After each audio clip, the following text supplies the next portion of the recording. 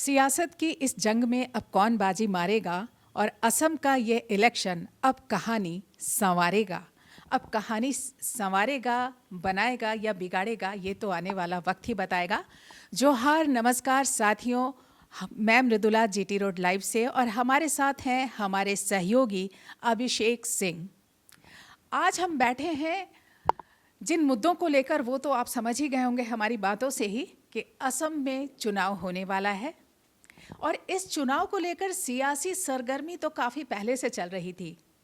असम से कांग्रेस के प्रवक्ता भी आए हुए थे। उसी समय से यह सुगबुगाहट शुरू हो गई थी कि क्या असम में जेएमएम चुनाव लड़ने वाला है या इंडिया गठबंधन चुनाव लड़ने वाली है, लेकिन ये बातें खुलकर सामने आ नहीं रही थीं।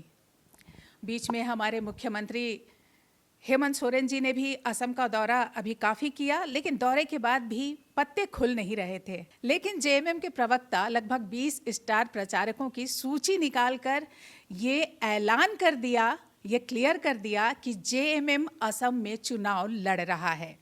तो इन्हीं सब मुद्दों पर आज बातचीत करेंगे हम अपने सहयोगी अभिषेक सिंह से कि जेएमएम जो चुनाव लड़ रहा है, इस पर आप क्या कहेंगे? जी बिल्कुल मृदुला जी, बहुत बहुत शुक्रिया। और देखिए, ये तो पहले से तय था कि आसाम में झारखंड मुक्ति मोर्चा चुनाव लड़ेगा। हालांकि इसमें से पर्दा जो है अब उठना शुरू हुआ है। धीरे धीरे और चीज़ें स्पष्ट भी होगी कि कितने सीटों पे चुनाव लड़ना है और क्या रणनीति होगी, गठबंधन के साथ होंगे या गठबंधन से अलग होंगे, ये तो आने वाले वक्त पे है। लेकिन इस पर एक चीज़ तय है, आपने देखा किस तरह से कि काफ़ी पहले से ही इसकी पृष्ठभूमि तैयार थी। किस तरह से आसाम से जुड़े जो आदिवासी संगठन के नेता हैं वो आते हैं, मुख्यमंत्री से मुलाकात करते हैं, फिर मुख्यमंत्री का लगातार आसाम के दौरे पे होना। और अभी हाल फिलहाल में ही आप देखिए किस तरह से जब मुख्यमंत्री कुछ दिनों पहले तिनसुकिया गए थे, एक रैली किया था, वहाँ पे भी आदिवासियों का एक भीड़ जो दिखा, ऐसा लगा कि आदिवासी जो है अब हेमंत सोरेन को एक राष्ट्रीय नेता के रूप में मानते हैं, इन पे काफ़ी विश्वास है। फिर आप अभी हाल फिलहाल में भी मुख्यमंत्री जो है वो गए थे और इन्होंने रैली भी किया तेजपुर में, इफ्तार की पार्टी में भी शामिल हुए, दावतों में काफ़ी भीड़ भी दिखा, रैली में भी काफ़ी भीड़ दिखा। थोड़ा सा पीछे अगर आप चलिएगा तो देखिए कि एक टीम बना करके हेमंत सोरेन ने भेजा था आसाम और वहाँ यही एनालाइज करना था, जैसा हम एक कैलकुलेशन करके देख सकते हैं कि वहाँ पे जो एक टी ट्राइब है, एक बड़ी आबादी है, मान के चलिए कि आसाम के जनसंख्या का 20% जो है वो टी ट्राइब के आदिवासी समुदाय की आबादी है और लगभग ये आंकड़ा जो है वो 70 लाख के आसपास होता है।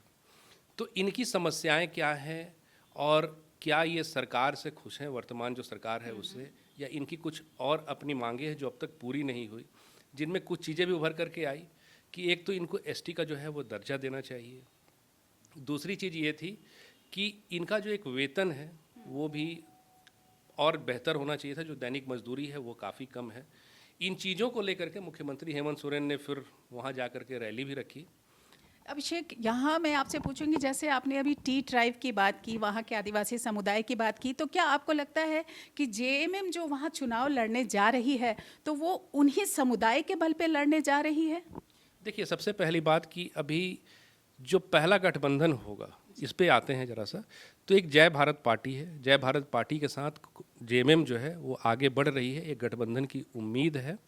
और एक कयास ऐसा है, या फिर आप देखिएगा पॉलिटिकल गलियारों में चर्चा भी है कि अगर दोनों पार्टी आपसी सामंजस्य से चुनाव लड़ते हैं तो लगभग 50 से ज़्यादा सीटों पे, 126 सीटों का वहाँ पे आप देखेंगे कि विधानसभा में 126 सीटें हैं, उनमें 50 सीटों के आसपास जो है एक दावेदारी इनके संयुक्त रूप से हो सकती है। और जैसा हेमंत सोरेन का अब कद है, आप देखिए किस तरह से बिहार के समय जब चुनाव हो रहा था तब भी जेएमएम ने लगातार अपनी मांग रखी थी कि हमें जो सीमावर्ती क्षेत्र हैं, जो झारखंड और बिहार के सीमा से लगे हुए, वहाँ हमें हमारी सीटें चाहिए। 10 सीटों की चर्चा थी, 8 सीटों की चर्चा थी, कम से कम 2 सीट, लेकिन झारखंड मुक्ति मोर्चा को वहाँ से धोखा मिला और कुछ नहीं मिला। अब वो गलती हेमंत सोरेन दोहराना नहीं चाहते और इसी के कारण आप देखिए कि जिस तरह से एक पृष्ठभूमि तैयार हुई और ऐसा उम्मीद है कि कम से कम 30 से ज़्यादा जो सीटें होंगी उस पे जो है ये दावेदारी हेमंत सोरेन करेंगे झारखंड में। आपने जैसा कि बोला जय भारती पार्टी के साथ मिलकर चुनाव लड़ेगी, तो अभी झारखंड में कांग्रेस और झारखंड मुक्ति मोर्चा की सरकार है, तो ऐसा कयास लगाया जा रहा है या ऐसा आप मानते हैं कि असम में कांग्रेस और जेएमएम साथ मिलकर चुनाव लड़ सकती है? जी बिल्कुल, देखिए अभी आप अगर आसाम को देखेंगे, वहाँ की राजनीतिक संरचना को देखेंगे, तो बतौर विपक्ष जो सबसे बड़ी पार्टी है वो कांग्रेस ही है। और अपने प्रदर्शन को भी जो है आप 2016 फिर 2021 के चुनाव के जो आंकड़ों को देखिएगा, बेहतर होता रहा है। और अगर गठबंधन से लड़ते हैं, हालांकि देखिए आप अभी कुछ दिन पहले झारखंड में ही देखिएगा तो एक गठबंधन में बिखराव नज़र आया। जिस तरह से नगर निकाय का जो चुनाव हुआ उसमें कई एक जगहों पे देखिएगा जहाँ पे जेएमएम ने अपने उम्मीदवार को उतारा, वहीं कांग्रेस के भी अपने उम्मीदवार थे, समर्थित उम्मीदवार जो है, क्योंकि ये तो समर्थन पे ही था। तो यहाँ तो एक बिखराव की स्थिति दिखी। अगर यही सामंजस्य का अभाव आसाम में दिखता हो, लेकिन ऐसा उम्मीद नहीं होता। आप देखिए ना किस तरह से जो गोगोई हैं, उनके साथ साथ में एआईसीसी के जो महासचिव हैं जितेंद्र सिंह, ये भी आए। तो ऐसा इनकी मुलाकातें हुई थी और साथ में के राजू भी थे। जी बिल्कुल। तो ऐसा कयास लग रहा है कि कहीं ना कहीं वो था लेने आए थे। आज जेएमएम का या हेमंत सोरेन का जो कद है और जिस तरह से ये लगातार दौरे पे भी हैं, तो कहीं ना कहीं उनको भी जो है अपना एक गणित जो है वो बिगड़ता हुआ दिख रहा है। तो एक कहते हैं ना जिसको था लेना, बस वही उनका पर्पस था। हालांकि इस चीज़ की चर्चा तो नहीं हुई और हम भी एक अंदाज में ही इस बात को कह रहे हैं। और ये तो तय है कि झारखंड मुक्ति मोर्चा की जो अभी स्थिति है आसाम में, वो कहीं ना कहीं अगर एक गठबंधन नहीं होता है, सामंजस्य नहीं बनता है, तो कांग्रेस के लिए बड़ा सरदर्द हो सकता है।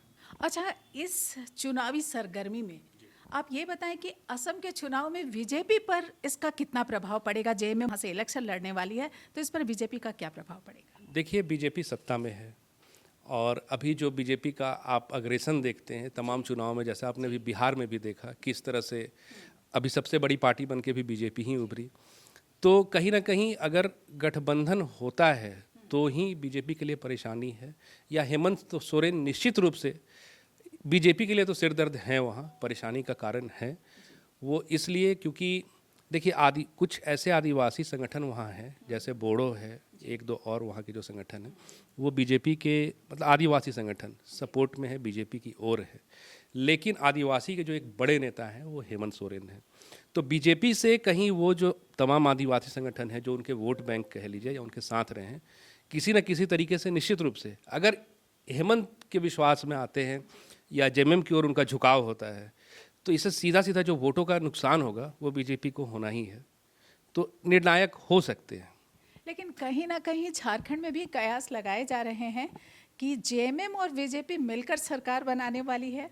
नहीं नहीं मैडम, ये देखिए विचारधारा की बात है, अलग अलग हैं दोनों, ऐसी कोई संभावना नहीं है। स्टार प्रचारकों की जो सूची जारी की गई है, तो इसके पीछे क्या लगता है, जेएमएम की क्या रणनीति है? ये स्टार प्रचारक क्या भारी पड़ पाएंगे चुनाव में? वो मुकाम हासिल करा पाएंगे, वो जीत दर्ज करा पाएंगे?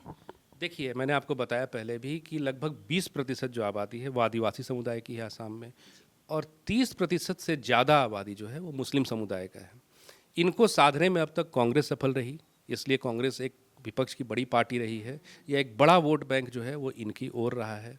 अब आप देखिएगा जिस तरह से स्टार प्रचारकों में आदिवासी के साथ साथ में अल्पसंख्यक समुदाय के लोग भी हैं, तो कहीं ना कहीं इसके पीछे यही निर्णय है कि इन वोटों का जो एक ध्रुवीकरण हो वो झारखंड मुक्ति मोर्चा के पक्ष में हो। हम चाहेंगे कि एक बार उन 20 स्टार प्रचारकों का जो नाम है वो भी दर्शकों को बता दिया जाए। जी, तो उनका जो नाम है उनमें मुख्यमंत्री हेमंत सोरेन हैं, हेमंत सोरेन के साथ साथ डॉक्टर सरफराज अहमद हैं, विनोद कुमार पांडे हैं जो प्रवक्ता हैं, उसके साथ ही साथ श्रीमती जोबा मांझी हैं, अभिषेक प्रसाद हैं, पंकज मिश्रा, दीपक बिरुआ, चमरा लिंडा, योगेंद्र प्रसाद और विजय हांसदा जो सांसद हैं राजमहल के, कल्पना मुर्मू सोरेन हैं, डॉक्टर महुआ मांझी हैं, हाफिज उल हसन हैं, सुखराम उरांव हैं, भूषण तिर्की, श्री जिगा सुशरण होरो हैं, श्री विकास मुंडा हैं, एमटी राजा हैं, आलोक सोरेन और डॉक्टर लुइस मरांडी। ये आप देखिएगा जिस तरह से कि जो प्रचारकों का एक नाम है, एक सूची जो तैयार हुई है, निश्चित रूप से इस बात को ध्यान में रखकर हुई है कि कहीं ना कहीं आदिवासी समुदाय हो, मुस्लिम समुदाय हो, अल्पसंख्यक समुदाय हो, उनको या उनके वोटों को अपनी ओर ध्रुवीकृत करने का एक जेएमएम का प्लान दिखता है। और निश्चित रूप से अगर झारखंड मुक्ति मोर्चा पूरे दमखम के साथ वहाँ लड़ता है तो कहीं ना कहीं निर्णायक जरूर साबित होगा।